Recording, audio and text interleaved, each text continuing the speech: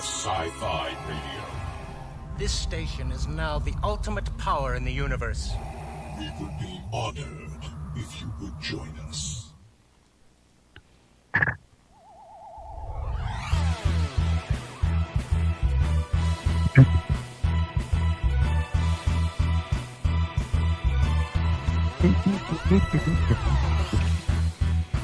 Alrighty, it's another Thursday. That means Docking Bay 94.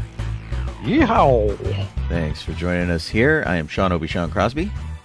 This is Jeff Donoho. I'm Colleen, Kaylee Crosby. And, Hey, there's Elliot. people are checking in. Kit's first in.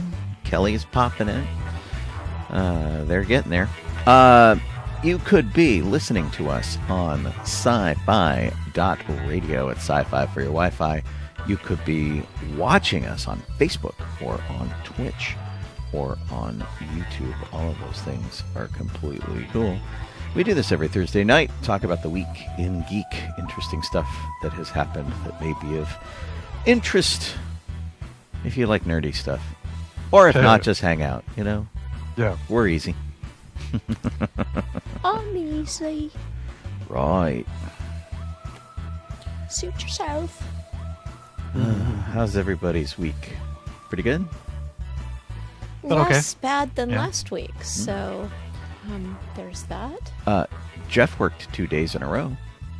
Yeah. That's a good thing. Weird, huh? That's kind of unusual. Yeah. Yeah, come on, you know. But, yeah. I did not work 2 days in a row. Oh, yeah. I did. Yeah, Oh, Colleen. dear. I generally work 5 days in a row, but Jeff used to do that. Yeah, yeah. Well, I mean, you know, I can't really count doing my morning radio show as work. It is, but it's not. I was like, Yeah, it's one of those gray areas. Right. yeah. That's pretty funny. Let's see. I should. So, what did everybody do the past week? Well, oh, that's weird. Okay,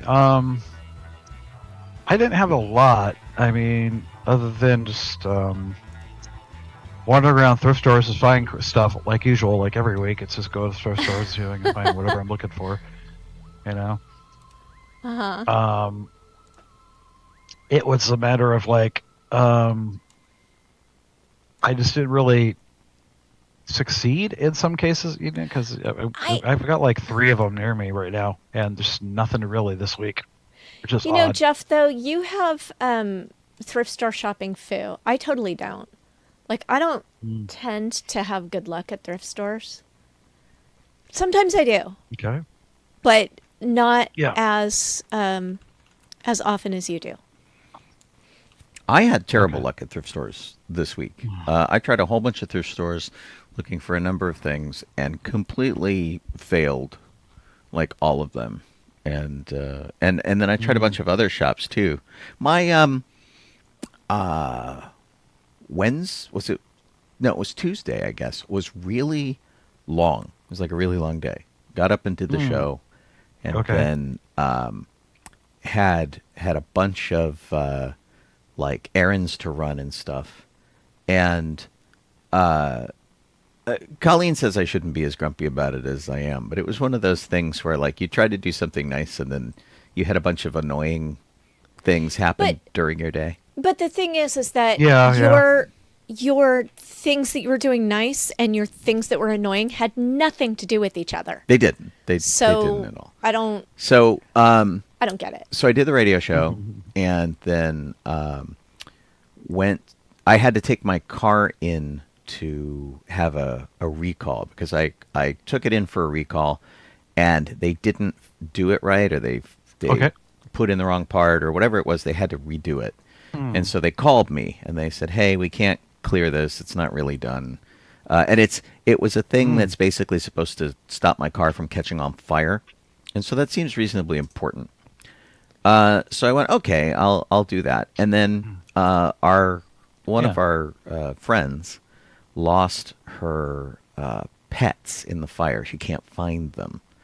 So she's not sure if they're still out there or not. And so, of course, her entire house sadly is gone. And so she's organizing on Facebook to get people to go to animal shelters and look for her pets. And so, like, just from the annoyance category, like, I screwed up a project I was working on and I was really bummed to have screwed it up. I jammed our printer really bad that required me to take it apart, not just like take off a panel and take the paper out. I had to, like, unscrew a thing. And our printer doesn't exactly come off the shelf because it's plugged in behind a bookcase. So that was sort of annoying. Oh, okay.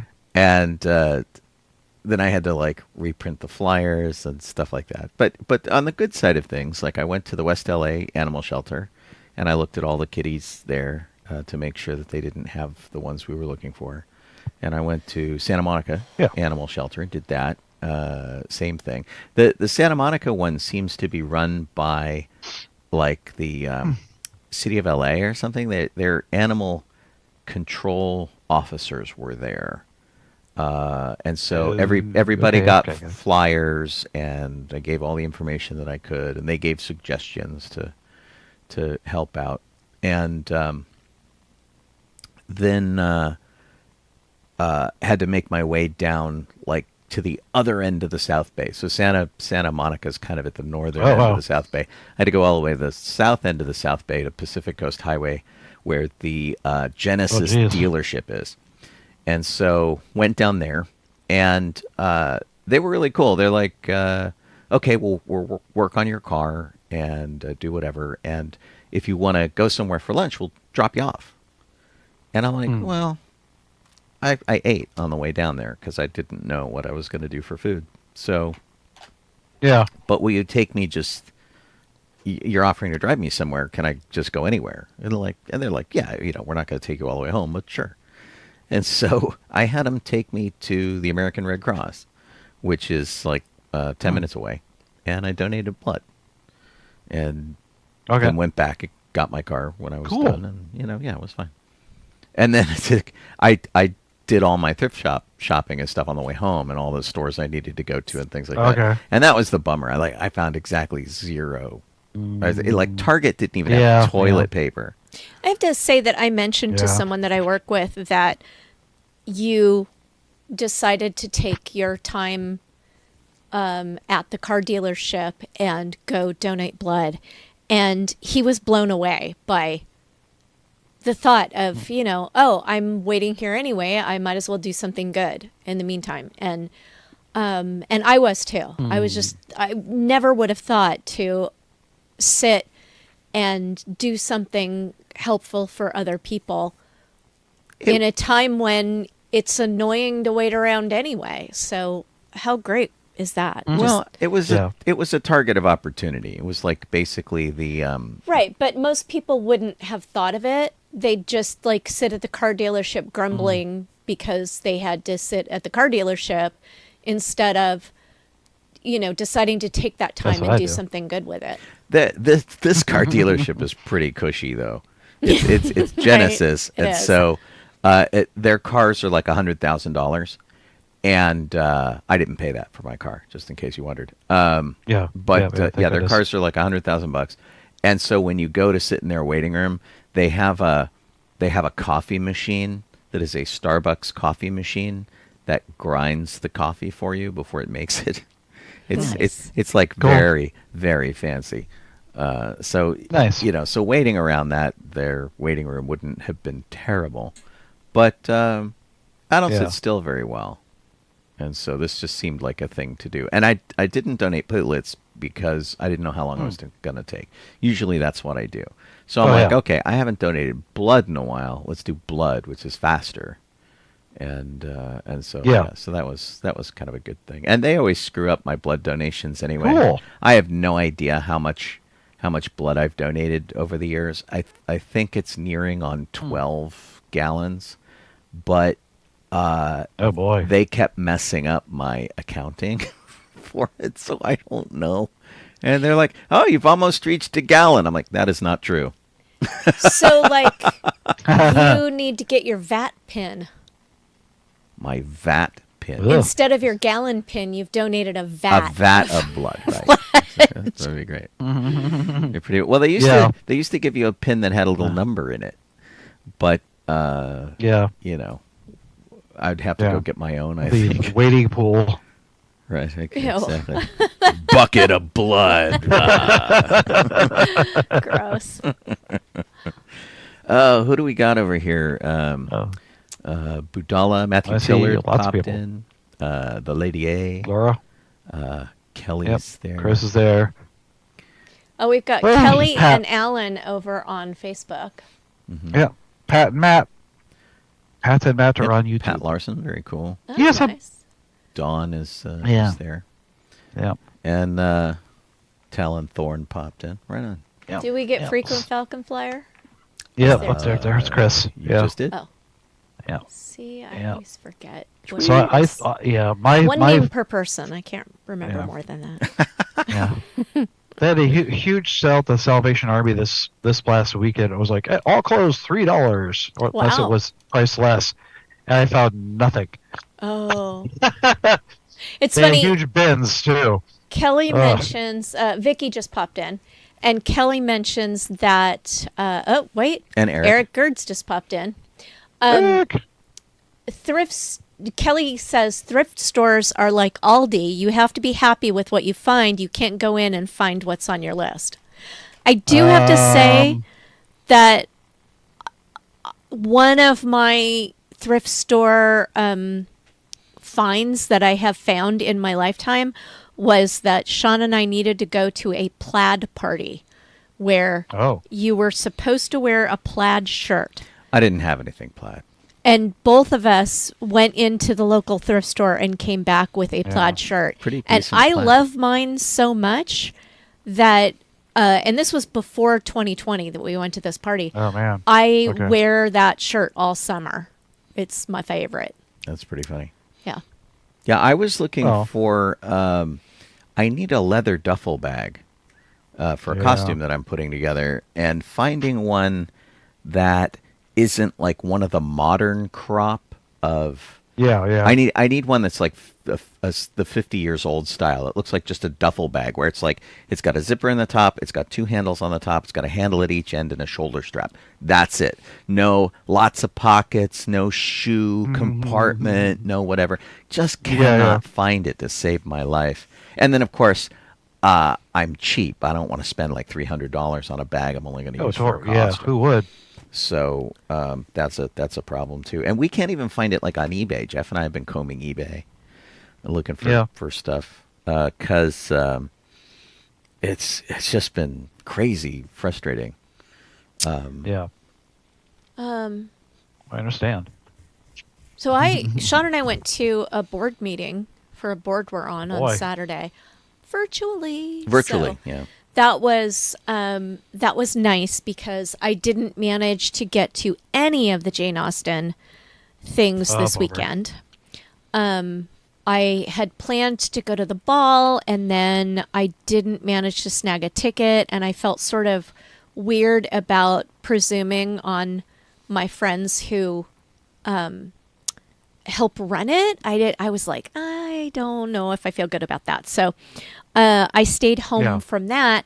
And then Sunday, there was a meetup at Huntington Gardens where people were going to dress up Regency and walk around the grounds of Huntington Gardens.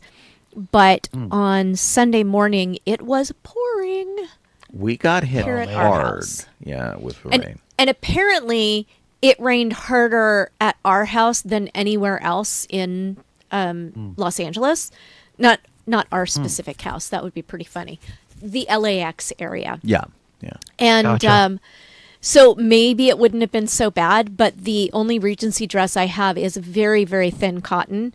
And it was under 50 degrees, which I know is not cold for people elsewhere, but if for you're LA, just wearing cold. a very thin cotton, it's not good. And I had almost finished the silk jacket that I was making, and I'm like, I don't really want to wear a silk jacket in the rain. So so I stayed home from that and just went to my Culver City English country dance Made some brownies, took them as a snack. And it was just a pleasant, easy weekend, which I really needed after the challenge of last week. So that was nice. Gotcha. What else have we got? Cool. Jeff, did you talk about Sparrow yet? Going to Disneyland? Well, I mean, no. It was just the first time because when I worked there 30 years ago, I got people into the park all the time, and it was people. Half the time it was people that were like neighbors or something. I'm like, but this was the first time I've done it since then. Like being. Oh, you were able back. to sign her in. So I got Sparrow. Yeah, Sparrow and two of Sparrow's friends in. Cool. To the park.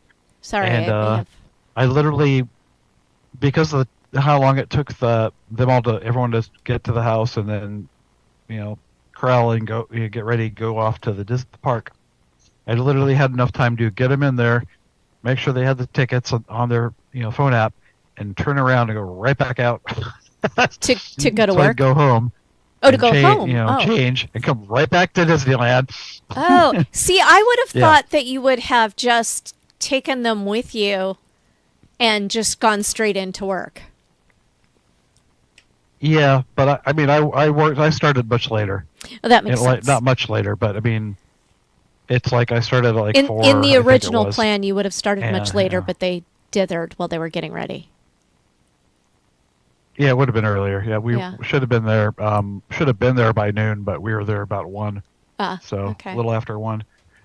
So gave me just enough time when I got home to literally, throw the costume on for work, and, dash right out back out the door and go back out there. That's funny. Because, like I said, every time I go, it's like I have to. I try to get to the Casper parking lot an hour before my shift because sometimes the buses aren't running one after another. Sometimes there's like a half-hour span or something. It's like, so I just do it just so I'm there.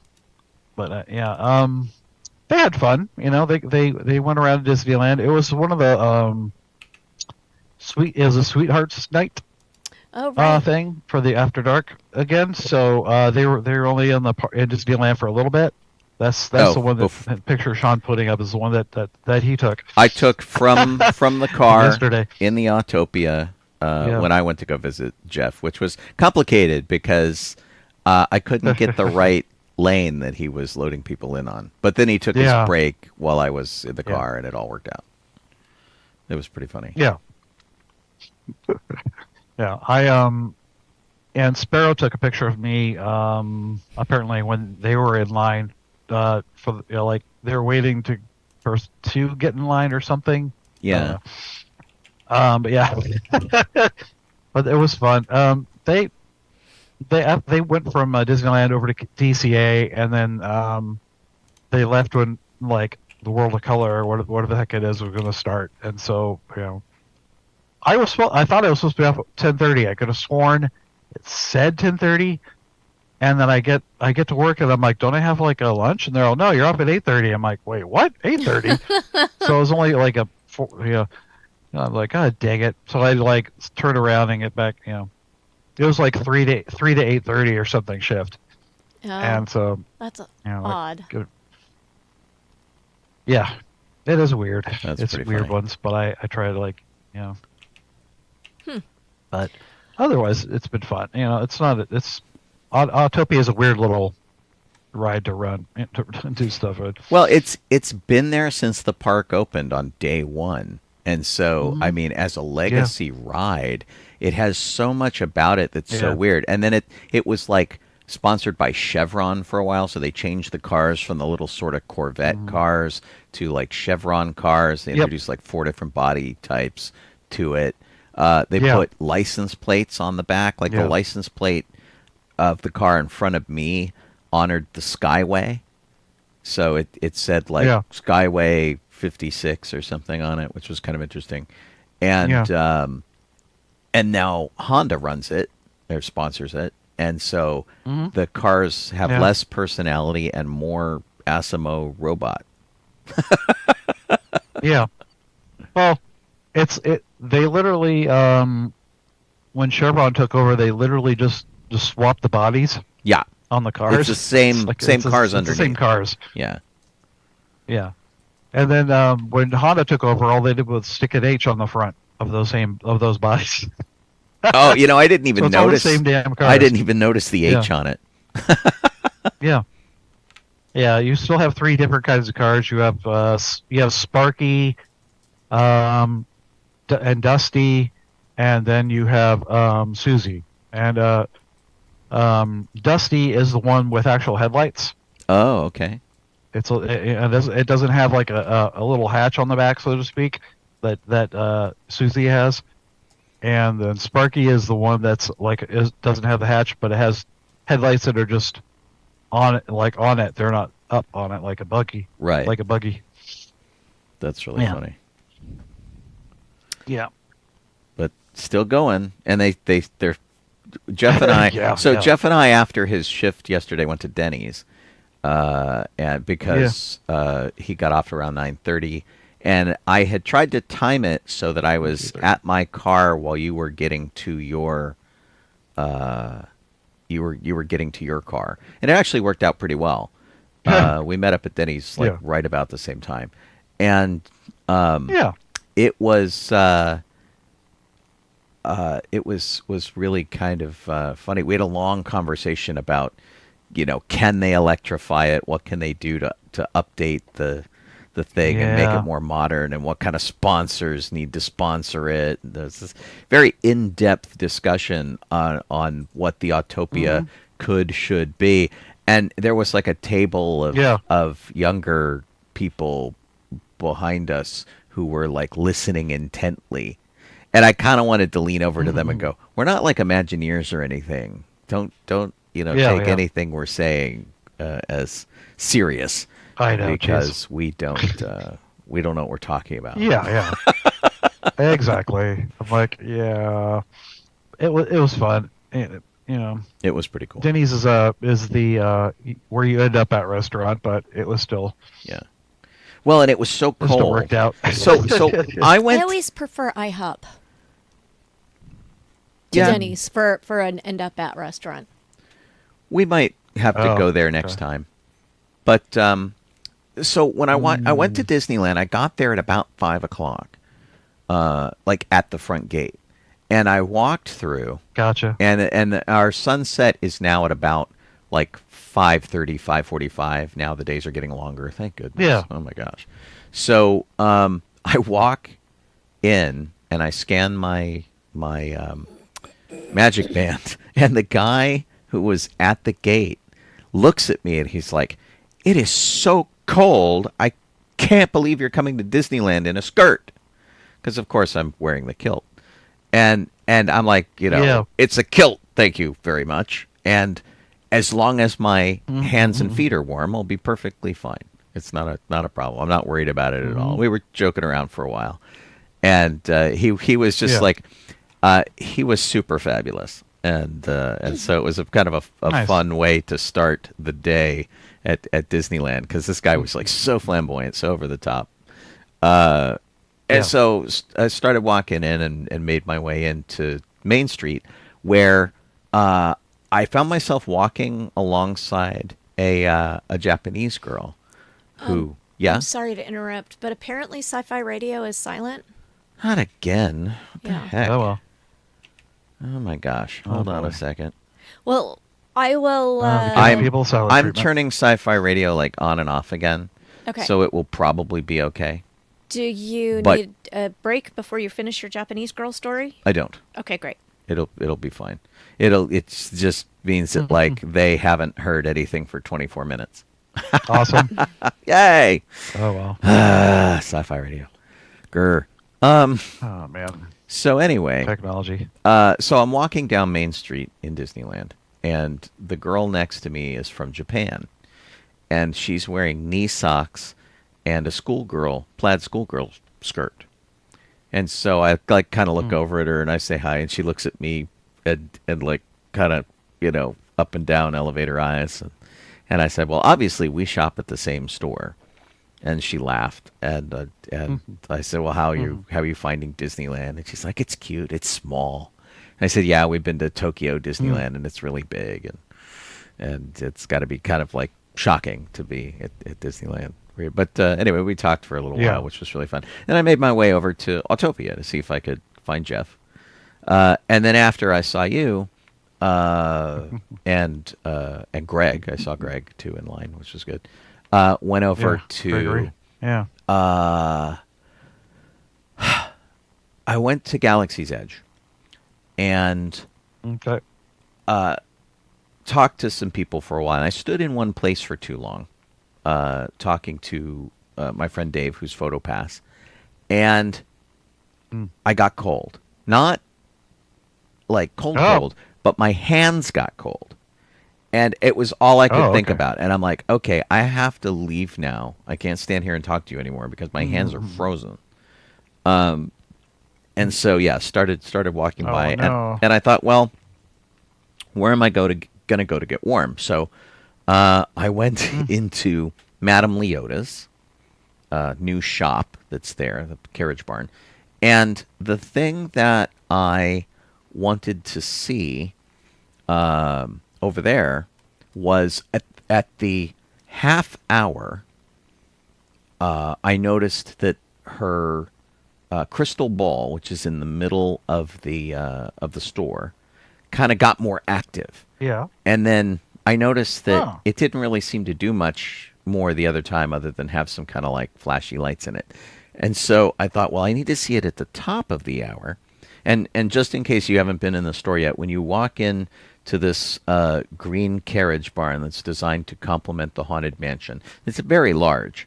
It does look like a carriage barn, but it's like double size. It's instead of what should be like a 1-car garage, it's like a 2-car garage in every direction.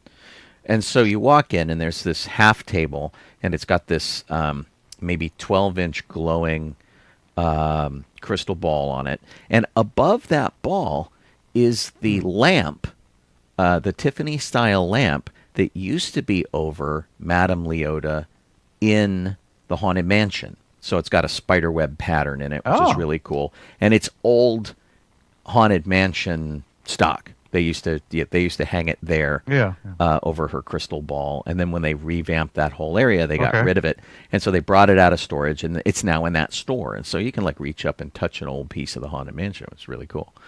And so I made it there for the top of the hour and watched the crystal ball kind of get musical and have lights and put on like a little bit of a show. It's nothing super fancy. There's like no face, and it doesn't talk to you or do anything like that. It just gets more active, which I thought was kind of an interesting thing. So if you find yourself in Disneyland and you're around that area at either the half hour or the top of the hour, go watch the crystal ball just because it does something a little more than it usually does. And I left there, and I walked over to the Haunted Mansion, and it said the line was about 30 minutes. So I jumped in it and saw the new line queue, which I hadn't seen yet, which is very nice. It's pretty neat, and I could spend like all sorts of time taking all sorts of pictures, which I will do. I've got a new phone on order, and so when I get a new phone with a better camera, I'll go do that. It was also a little dark, so hard to take pictures in the line when it's kind of dark.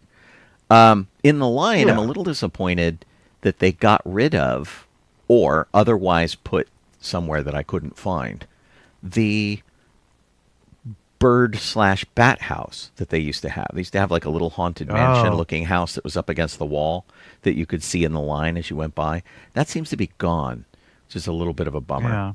But otherwise, the line was really fun. And then went into the Haunted Mansion. And they've kind of like spruced things up a bit. So when you go down the portrait hallway, well, first when you get in the stretching room, and they show you the ghost host at the top of the ceiling, he's very active. He's like really swinging and very active in comparison to what he used to be, in my recollection. And then when you get out of the stretching room and you go down the portrait hallway, the picture change lightning effect is very prominent. So you see the paintings, and then when lightning strikes, they flash and they change into their alternate image. and then go back to the normal one. Yeah. And that's very pronounced now, and it's a really solid effect. It looks really good. And then Okay. once you get into the ride car, you start your way through the regular Haunted Mansion. And so when you look down the hallway, as you get to the top of the staircase that you ride up in the Doom Buggy, it's a long hallway with a floating candelabra with 3 candles in it. And that's been there forever. And you go through Madame Leota's, you end up in the attic, and as you go through the attic, they now have the new bride. And so the minute you hit the attic, you hear the double thump of the heartbeat, which has been kind of missing for a while. Mm-hmm. It's mostly been the sort of wedding march and the I do and that kind of thing. So it was really neat to hear that. And then the bride seems to be kind of more of a projection now.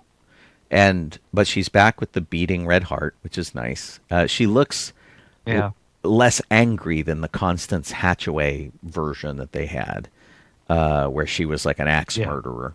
And so they're changing that bit of her story. Yeah. But she's standing there with that same 3-candle candelabra that you just saw floating in the hallway. Yeah.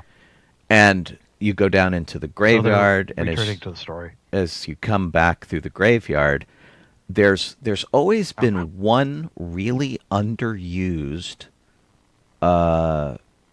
tomb in there where it's kind of a thing that you're sort of not meant to see almost. It's like we had to put something here. So you turn and there's a mausoleum there with an open door, and there's this sort of like ghost floating inside, a little swirly thing.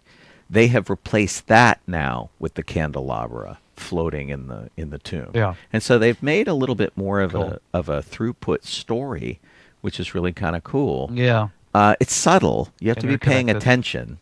Mm-hmm. But yeah, I kind of liked it. And then of course on the way out, there's the little Leota on the shelf, and she's in the wedding gown and whatnot. Yeah. And then you come out by the new gift shop, of course. So it was really neat to kind of experience that finally. And I like that they sort of tried to add more of a story to it. The story for the Haunted Mansion has always been vague, but you know they keep trying. Yeah, that was. I'm sorry. That's okay. I thought you were saying something. I think that the from what I understand, and maybe I'm wrong, but from what I understood, the storyline was that the bride that was up in the attic was waiting for her husband, the captain of the ship, to come back, and that's why there's a ship for a on the weather vane. Weather vane, on top. So I'm hoping, and I think the candle is to light the way or something for him to come back or something, and he just never came back or something like that. But. Well, and there was also a thing that when they added the whole waterfront in front of the mansion that goes down to the rivers of America, there's a thing down there that is sort of like a bricked up wall, and it has a date on it. It's like 1783 or something like that. And it was kind of a placeholder for the Imagineer who was working on that section to revisit it at some point and add more sea captain story. And one of the things they had really wanted to do was make kind of like a walkthrough thing under all of that, where it was the pirate lair. It was where they smuggled all the booty that they captured up into the mansion, and they were going to really tie it into it being a pirate's lair, which would tie it into Pirates of the Caribbean and sort of make that whole area more unified. And so when you walk through the new line, there's a gazebo that's very cool, and it's very spooky. And if you turn just to the right from the gazebo, there is a very large, like 3-foot by 4-foot safe door embedded in the wall, and it's one of those big turn wheel crank lock things. It's very old school. It's painted green like in mansion colors, and they haven't really said anything about it. They just put it there. But in my head, that is the door that you go into that leads down to the waterfront to get all of the pirate spoils into the mansion. And so when the ship comes in, they load it into the underground tunnels. The tunnels come up. Someone has to open that door to let them in. So it's kind of interesting. There's been no real story attached to it yet, but that's my headcanon for it. I mean, I thought was fun. It could be that maybe a connection with the Jean Lafitte thing that they put down there too at the waterfront. So there may be a connection between for Pirates of the Caribbean and her husband or whatever somehow. And I don't know what the storyline there's come up with. Lafitte's Landing is what they called it when they put it in, and so like there are little nods to that, and it was all supposed to be tied together.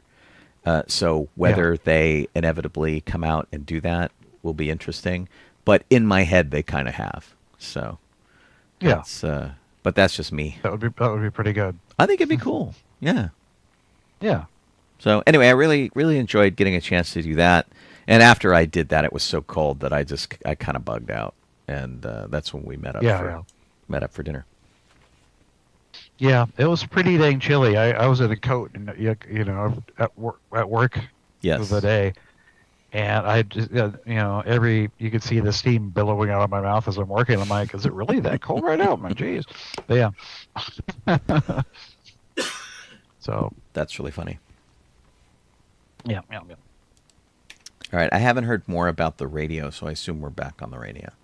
Sometimes there's a weird thing with sci-fi.radio, so I run it through a program called Mix, and sometimes you have to like sort of remake the connection to get it to go.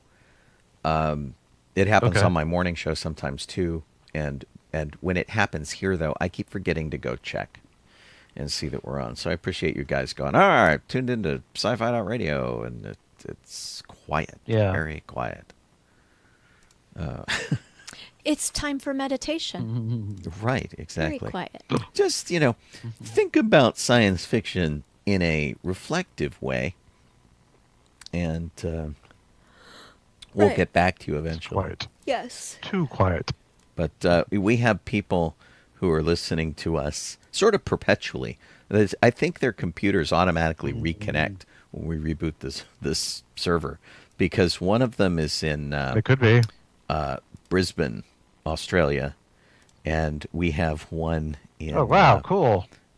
We have one in Falkenstein in Germany. So on my Wednesday evening sewing circles, which happened by Zoom, someone from Australia has been joining us lately. And that's funny because it's afternoon there. Right. When we're in the evening here in California. That's really funny. Yeah. Well, and they're in the middle of summer.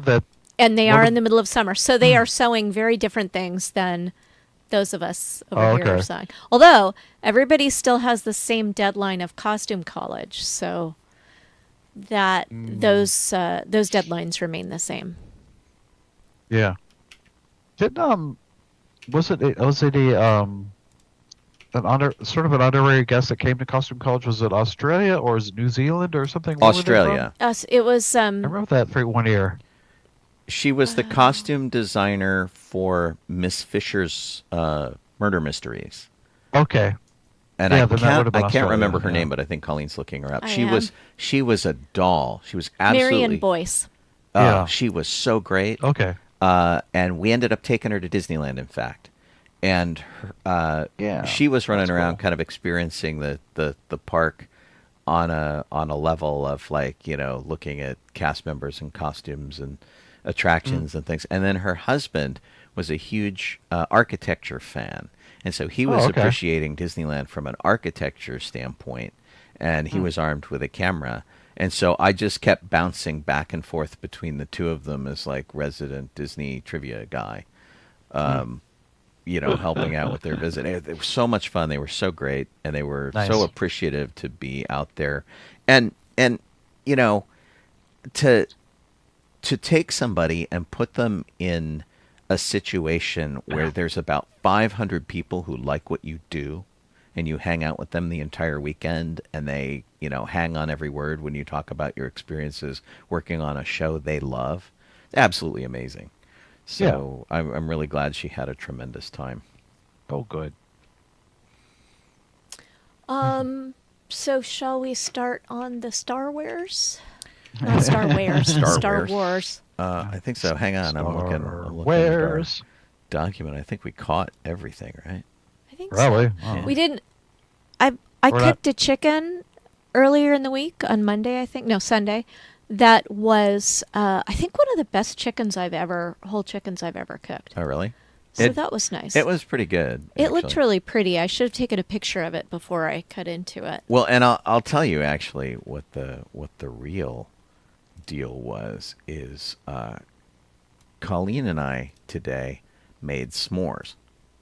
Yes. Oh, cool. Because Colleen made peppermint marshmallows.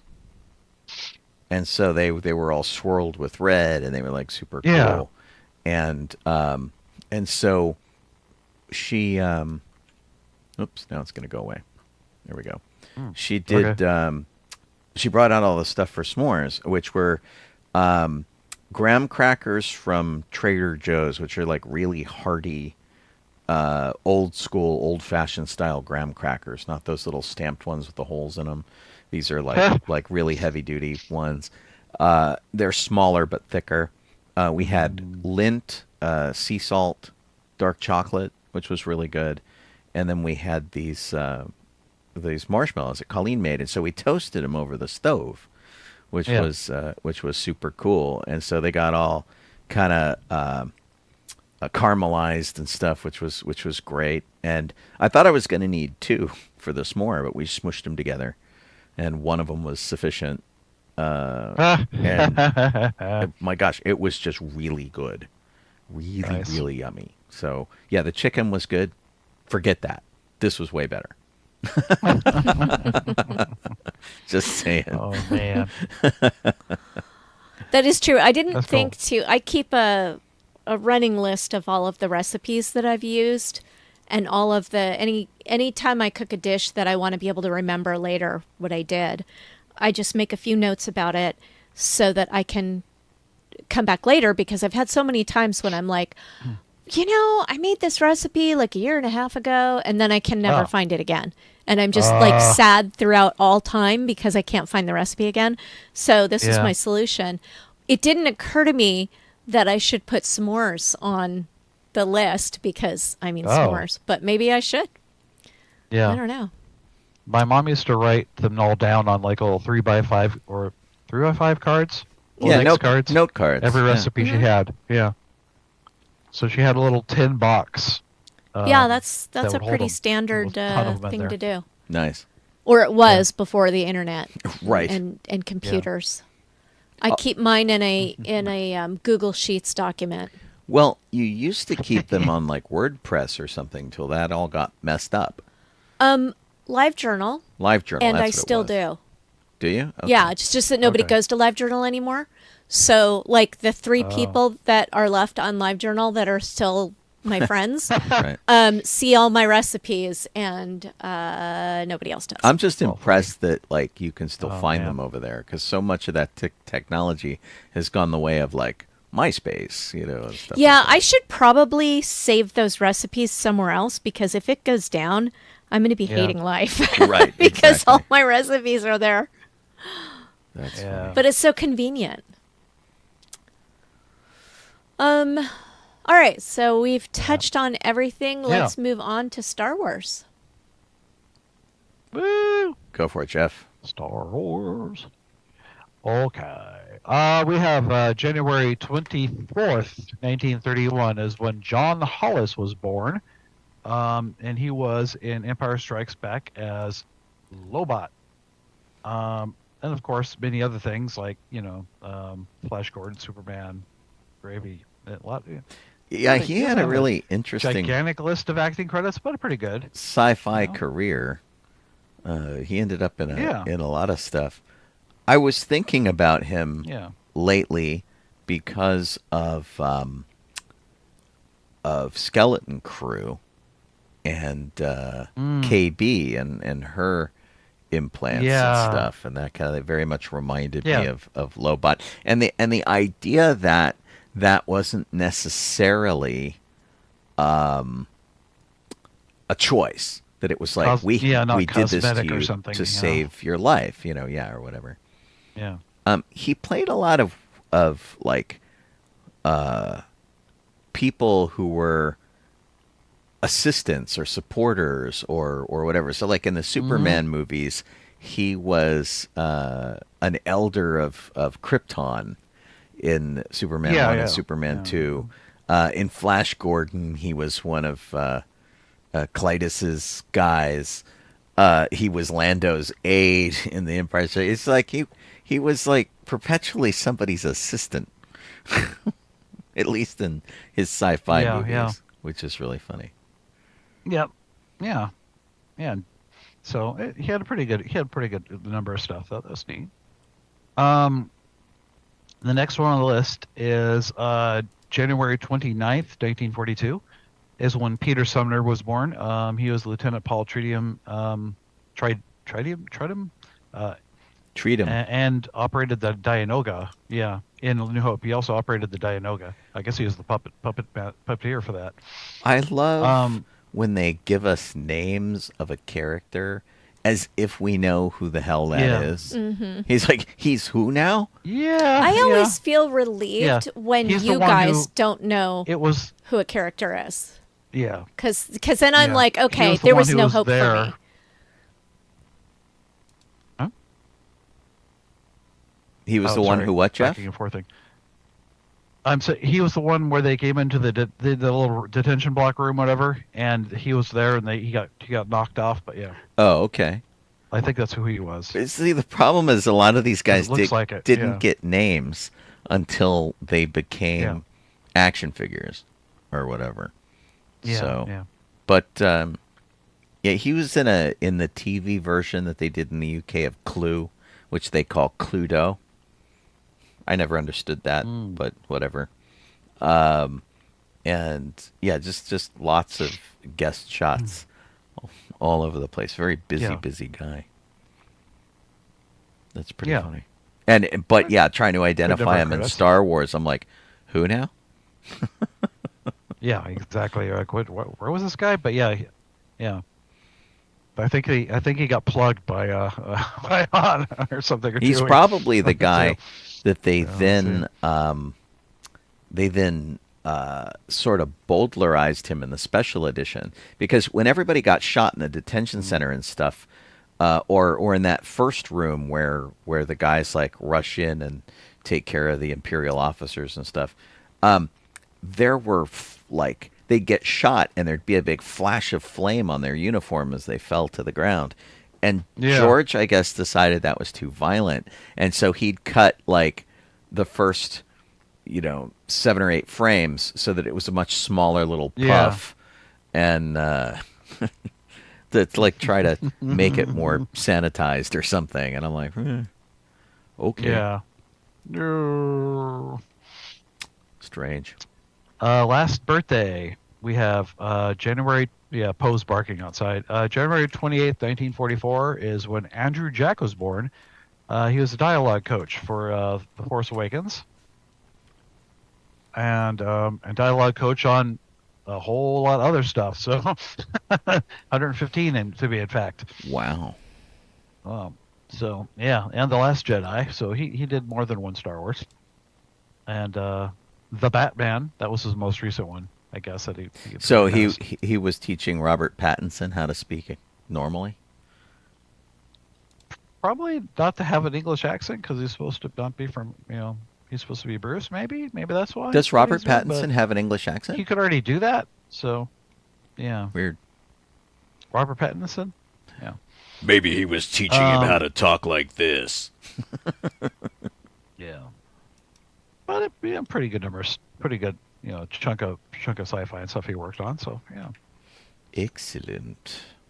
But that's it for that part of it. The last 3 things we have is January 29th, 1979. Excuse me.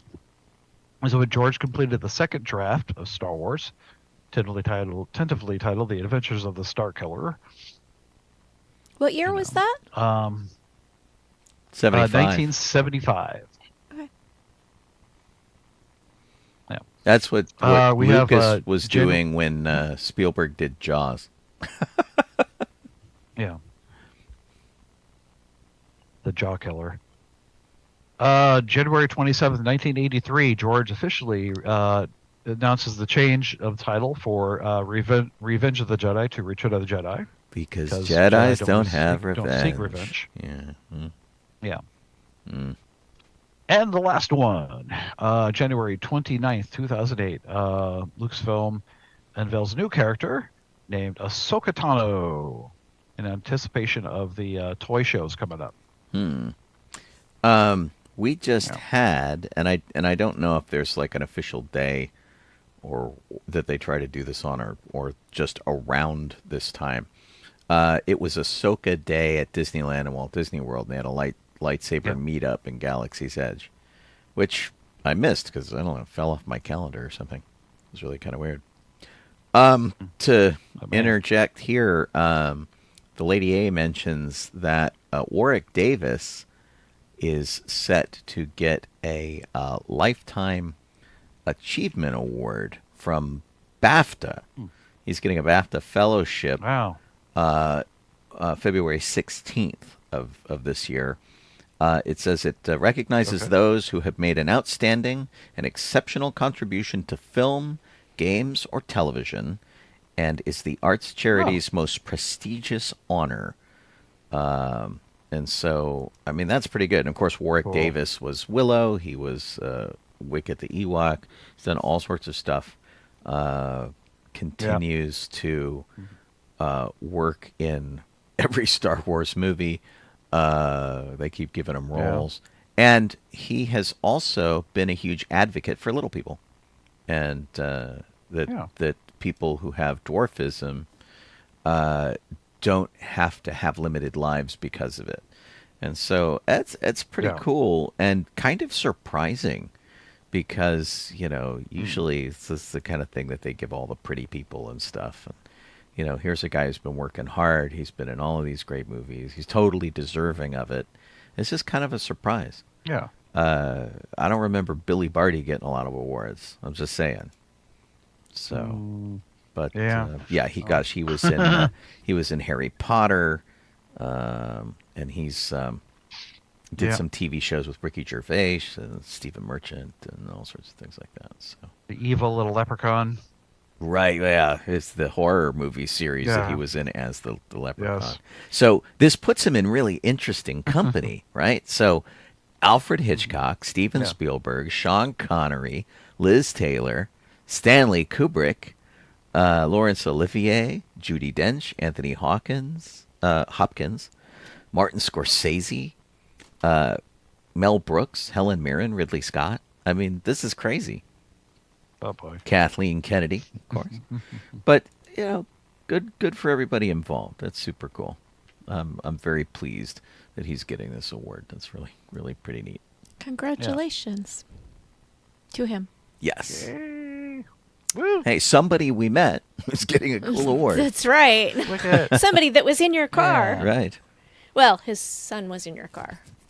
I don't know if he was. Hey, yeah, he had to drag his son out of the car because he would not leave. Yeah. His son was adorable. It was pretty funny. Yeah, his son is Awesome. like 21 now. Oh my gosh. That's crazy. I remember when I sent him or posted on his Twitter or whatever the picture of his son in the car when his son got his driver's license. Oh, that's so cute. Which was very cool, yeah. All right. Well, in confusing headlines, Marvel Comics announces new Star Wars series set after the Return of the Jedi. And confusing to me because I'm like, why is Marvel Comics announcing a Star Wars comic? But apparently in 2015, Marvel Comics and Lucasfilm teamed up to redefine the Star Wars universe. And this new comic is set after Return of the Jedi. Yeah, I mean it's interesting enough to do. Marvel, of course, came out with the comics for the very first movie. They did the first movie in 6 comic books, and then after that, they sort of went off to tell their own adventures. And they did it for years. And then every time a movie would come out, they would do a special on the movie, and then they would sort of alter their storyline to follow the events of that movie for a while and play off of those. So every time a movie came out, there was kind of like a reboot of the Marvel comics.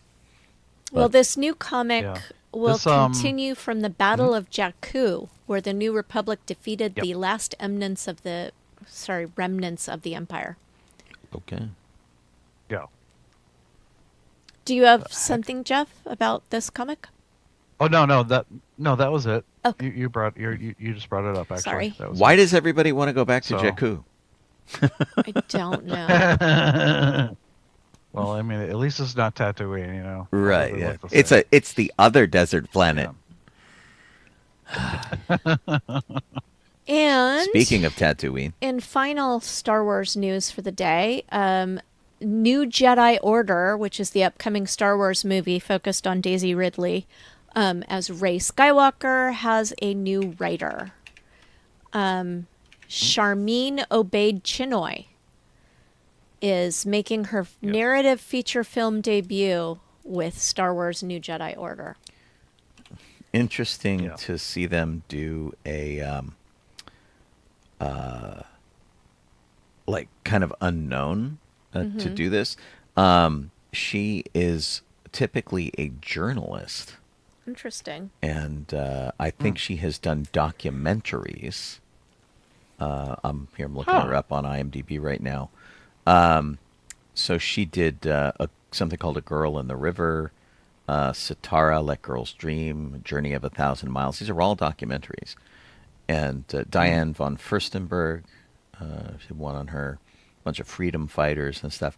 But if you look at some of the topics of the things that she has done, she might be very qualified to write, early Jedi combat stuff. I mean, it might be. Well, I mean, Pretty early. interesting. What do you mean early? Well, I guess Jedi the new combat? Jedi Order is later, huh? Yeah, it takes place after the rise of the Skywalker. Yeah. Okay. It will follow Rey as she acts as a mentor to a new batch of Jedi. That's all we know about it. All right. So Yeah. my bad. Late Jedi. Late Jedi. Yeah. So I don't know if she's writing the script or just the story. Not really. Sure Probably. She's probably doing the 'Cause- script, I imagine. So. Because like it says before underneath that George Nolfi is writing the script. So maybe she's writing tackling the story part, and he's going to write and he's script writing it. Could that be right? maybe 'Cause she's that's what not it looks like. writing it all. Sean, what is she showing up? You were looking her up in IMDb? Yeah. The problem being Narrative. Maybe she's Yeah. directing. she could. It be, says I found a new suppose. writer, but it doesn't necessarily mean the script. her. It just says Yeah. writer. Well, that's bad writing on the I part don't of the know if article. she's the script writer or just Well, it is Yeah, I don't know if- comingsoon.net, Yeah. which is a crappy website, in my opinion. Yeah. Yeah. Interesting. Very interesting. Shall we move on to theme parks? Um. Or are you still looking for something about No. the Rey movie? Yeah, we can go to theme parks. I think that's fine. Okay, Disneyland Resort from May 16th, 2025 through summer of 2026 will be celebrating its 70th anniversary. And the Disney Parks blog put out just a few things that were going to happen for the 70th celebration. They are debuting World of Color Happiness at Disney California Adventure, which is the After Dark water show. The Paint the Night Parade is returning to Disneyland. Wondrous Journeys, which is a they call it a nighttime spectacular, and it's got projection effects with fireworks when they feel like it or when they can have them. Right. Yeah. At Disneyland. And then At Disney California Adventure, they're doing Better Together, a Pixar Pals celebration parade. And other than that, we have to wait to see what else they're going to do for the 70th anniversary. I would imagine there's going to be a lot of merch and a lot of food. Yeah, almost certainly. Yep. So, but it's we just had a big celebration there. It's like I mean, there's like a celebration every year and a half. Right. So they're kind of getting old. Let me jump in here real quick. Remind you that you are finally listening to us on sci-fi.radio, sci-fi for your Wi-Fi. That's the main mothership station. Thanks for tuning in over there. You could be watching us on Facebook or YouTube or Twitch. Any of those things are possible and encouraged. I am Sean Obi-Shawn Crosby. This is Jeff still at Donoho. I'm calling Kaylee Crosby. And the show is Docking Bay 94. Kit, Boba-Kit, Sovine does all our great posting over on social media and also keeps our show document tuned up so that we've got stuff to talk about. Thanks to Kit. And to all of you all who are over in our cool chat going on. So we're very grateful to see all of you guys pop in and out with suggestions and ideas and telling us when we're not on the air on the Docking Bay. So we've got like a few extra people popping in too. So woohoo! Oh, anybody you want to say hi to? Young Lee, Hugh Hardiman. Hi, Young Lee. And hello. Yeah, I see those two. Yeah. And I don't think we ever said hi to Sam. He was here for a few moments. Yeah. And I don't see anybody new over hopefully I didn't miss anybody. Vicky Skidmore was here. Yeah, we said hi to her when she popped in. Okay. So I think we got most of the people. If not, let us know in the comments that we skipped you and we will give you a shout out. All right. It is Valentine's Day soon, and the U.S. Disney resorts have special Valentine's Day food that is available the 1st through the 14th, the 14th through the 16th, different dates. Right. Whenever they feel like it. There's nothing that really leapt out at me as, oh my gosh, I really love that. They're kind of like a Pop-Tart playing it safe, I think, with a lot of this stuff. Yeah, there's just nothing. Yeah. There's some macarons that are pretty to look at. Right. It's all very pretty. Yeah. There are Snickers carameled apples. The stuff at Disneyland is almost all candy. They've got a Valentine's Day gray stuff. They've got some ice cream. And then almost everything else is candy. Is this a Fanta float? Yes. Wow. Strawberry float. Interesting. Vanilla gelato, Fanta strawberry, and whipped cream. Non-alcoholic. Just so you know.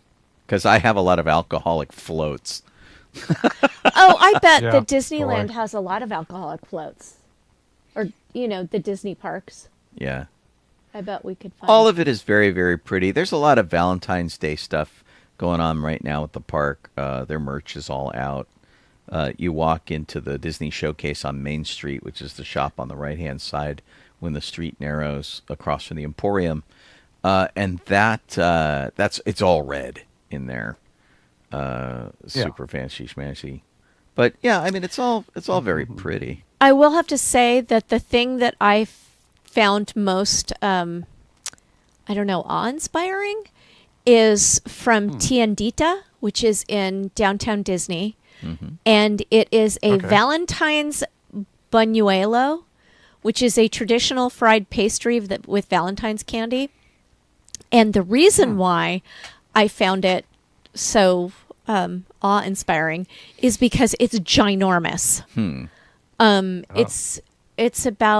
It's not too much farther down from where you're looking. Where I am. Unless, there's a delay for me. So it is right underneath Pixar Place Hotel. Okay. wording. There we go.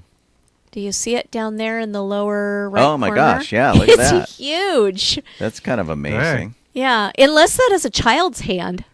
No, I'm pretty sure it's Rather wrinkly. an adult hand. Yeah, it makes this cookie like larger than the size of someone's head. And it's Awesome. it's got to be like at least 12 inches in diameter. Yeah. And it's, I mean, it is, for those of you who are on the radio and can't see it, it's a lace pattern. So there's lots of empty space within this cookie. So it's not like you're getting, bang for your buck, really. Oh, but man. just the sheer size of it is fun A wagon wheel. to look at. Yeah. Yeah. It's one of those things that you make with like an iron usually. And Right. but usually they're so much smaller. It's absolutely huge. Just is kind of nuts. And then they've got some heart-shaped pasta at Alien Pizza Planet, but it's only for Sweethearts there we Night. go. But the thing is Yeah. like it looks good, but I've had pasta from Alien Pizza Planet before, and it wasn't great. Wow. So Oh, man. not sure thanks, about Liz. that. Maybe it got better. It got better. Yeah. Thank you, Liz. Liz subscribed for 8 months. Oh my Aw, gosh, that's thanks, awesome. Liz. Yeah. You're very kind. And then we have a rumor about the future of the Starcruiser. This rumor is courtesy of The Wrap. I don't know them, so I'm not going to go right off the bat saying that it's BS. Well, Which a lot of these sites, I'm like, no. the problem is, and this is Yeah. concerning the Disney Starcruiser Hotel, and the Starcruiser Hotel was where you had all of these really terrific, like first person LARPing kind of experiences, right? So they have. It's like a cruise ship on land. So there's a bridge Yeah. and there's a Jedi training area and there's a casino and things like that.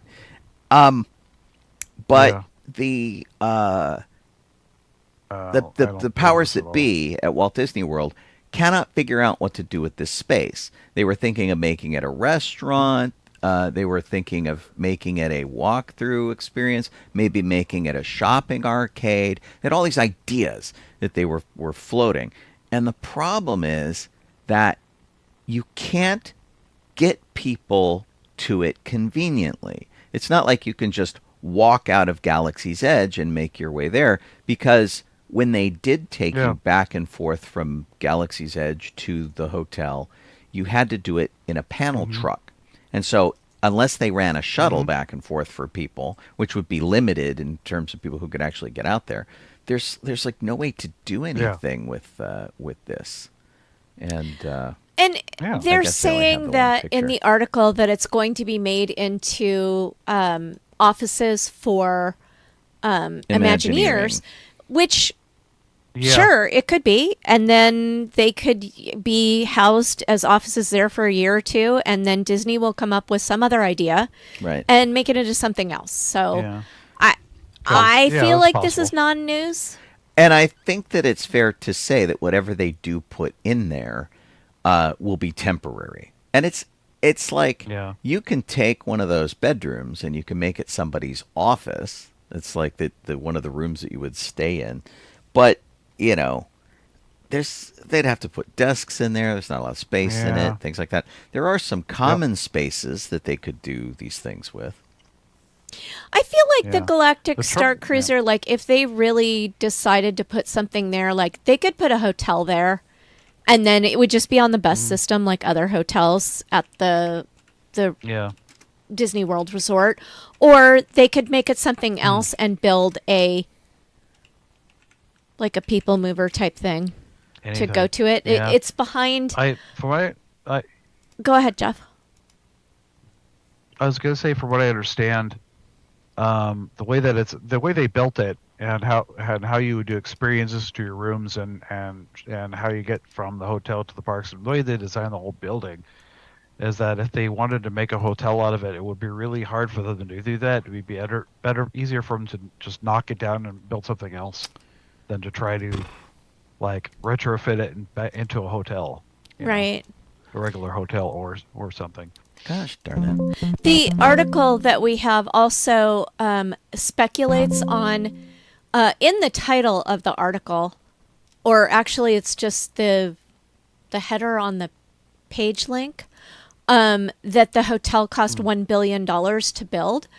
But Disney says that the number that it cost to build it was much, much lower. And having been, I would say, misquoted in the press about how much it costs to build Sean's cars, Right. I'm going to side with Disney on this one.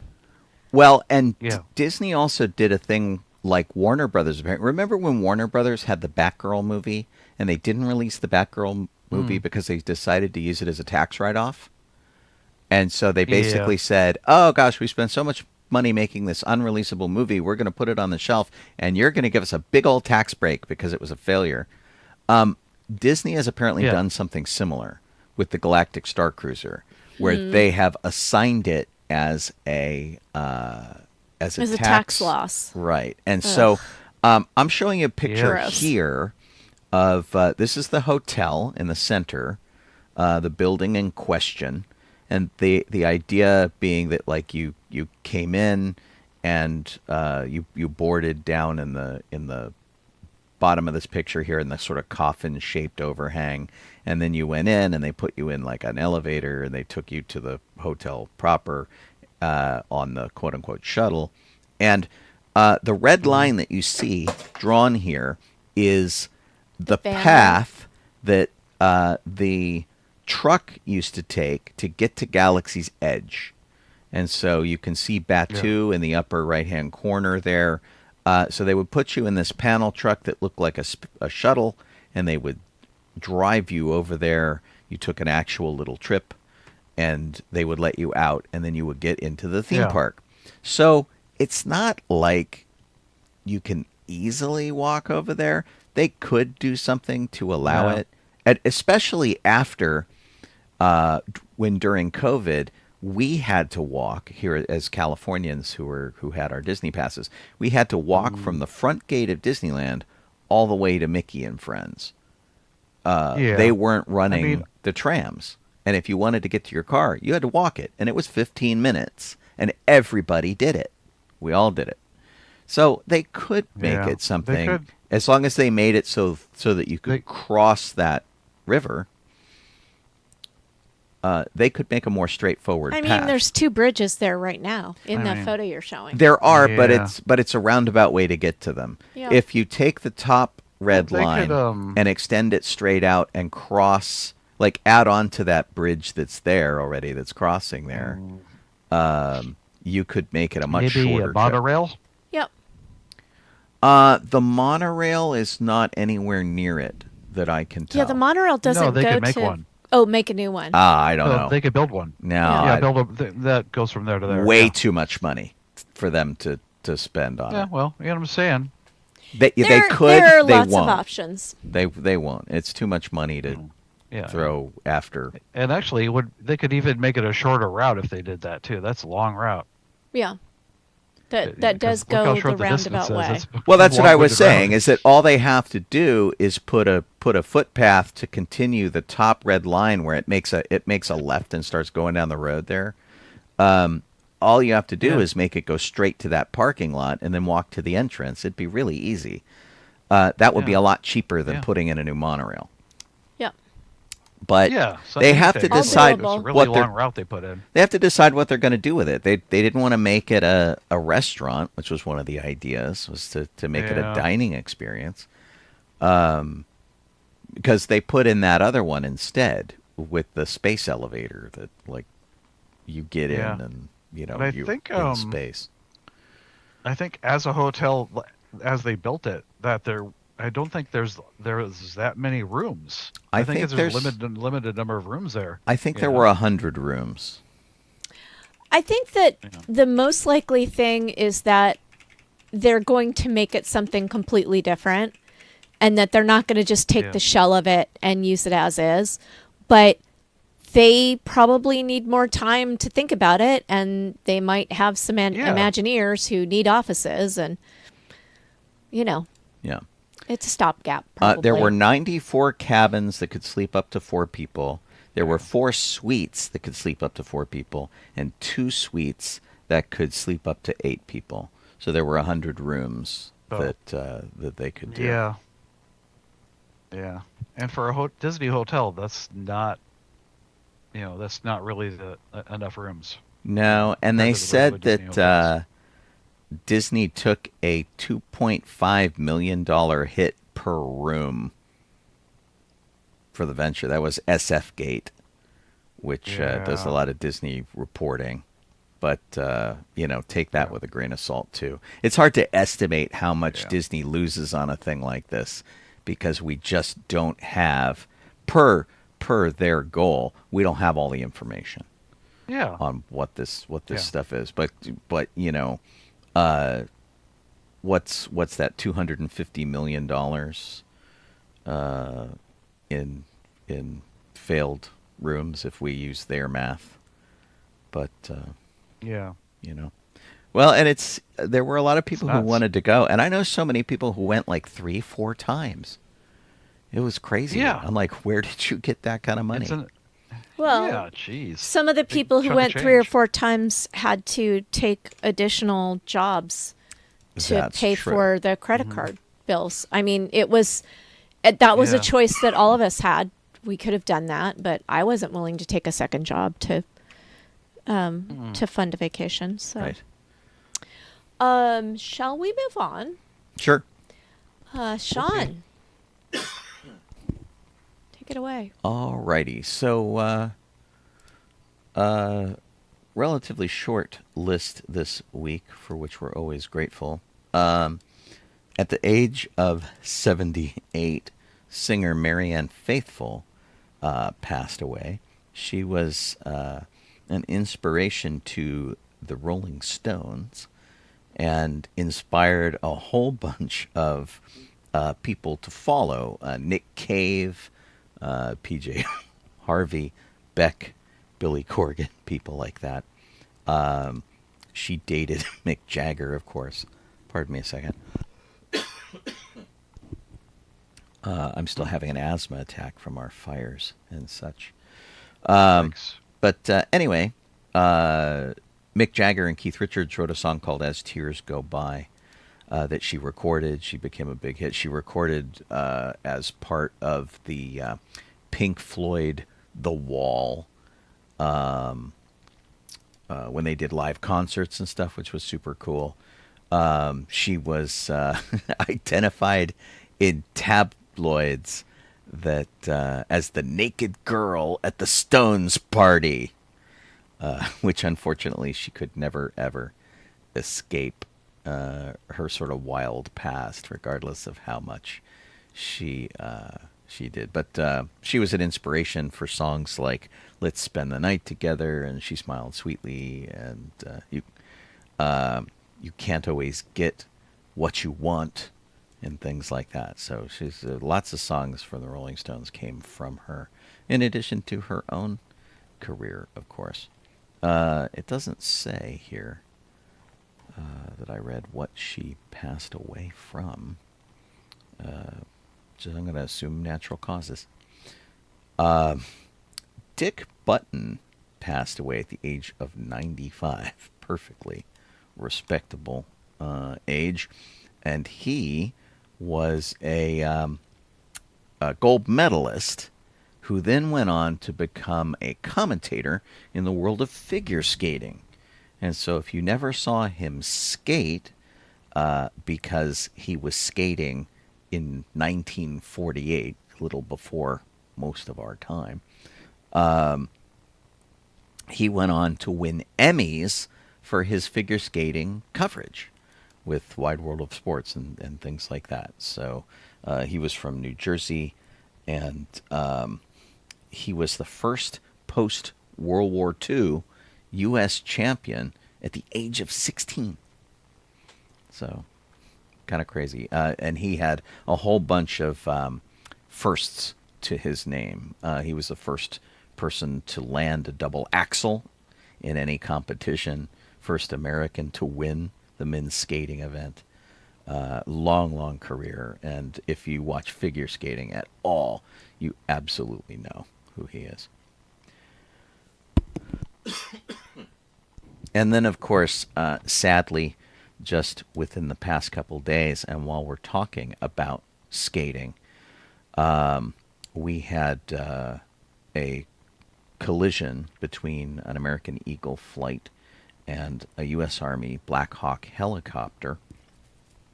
That was the plane was coming from Wichita, Kansas to Washington, D.C.